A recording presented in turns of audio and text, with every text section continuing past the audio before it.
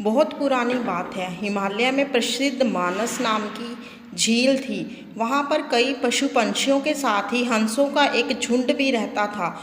उनमें से दो हंस बहुत आकर्षक थे और दोनों ही देखने में एक जैसे थे। लेकिन उनमें से एक राजा था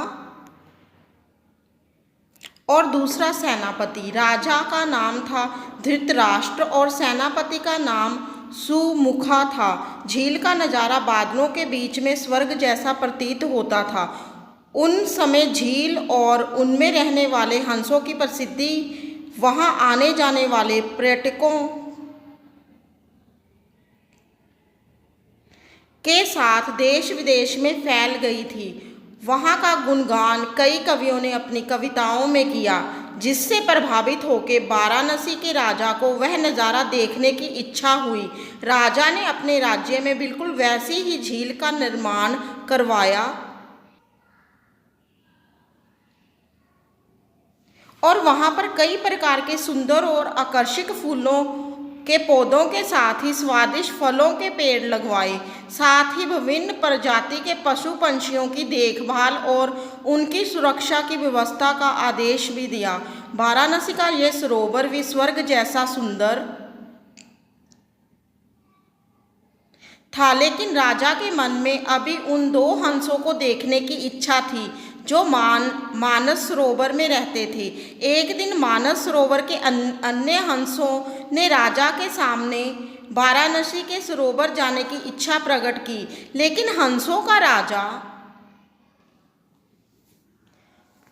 समझदार था। वह जानता था कि अगर वह गए तो राजा उन्हें पकड़ लेगा। उनसे सभी हंसों को वाराणसी जाने से मना किया, लेकिन वो नहीं माने। तब राजा और सेनापति के साथ सभी हंस वाराणसी की ओर उड़ चले। जैसे ही हंसों का झुंड उस झील में पहुंचा तो अन्य हंसों को छोड़ के प्रसिद्ध दो हंसों की शोभा देखते ही बनती थी। सोने की तरह चमकती उनकी चोंच, सोने की तरह ही नजर आते उनके पैर और बादलों से भी ज़्यादा सफ़ेद उनके पंख हर किसी को अपनी ओर आकर्षित कर रहे थे।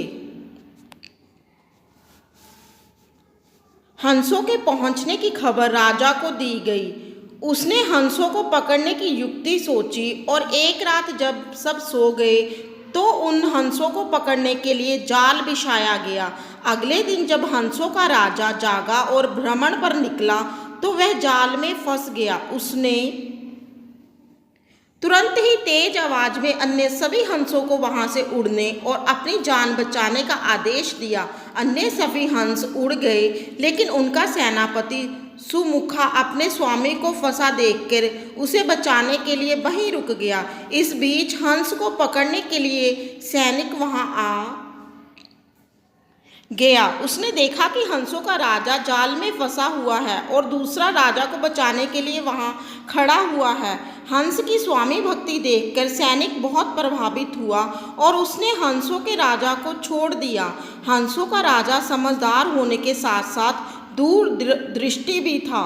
उसने सोचा कि अगर राजा को पता चलेगा कि सैनिक ने उसे छोड़ दिया तो राजा इसे जरूर प्राण दंड देगा। तब उसने सैनिक से कहा कि आप हमें अपने राजा के पास ले चलें। ये सुनकर सैनिक उन्हें अपने साथ राज दरबार में ले गया। दोनों हंस सैनिक के कंधे पर बैठे थे।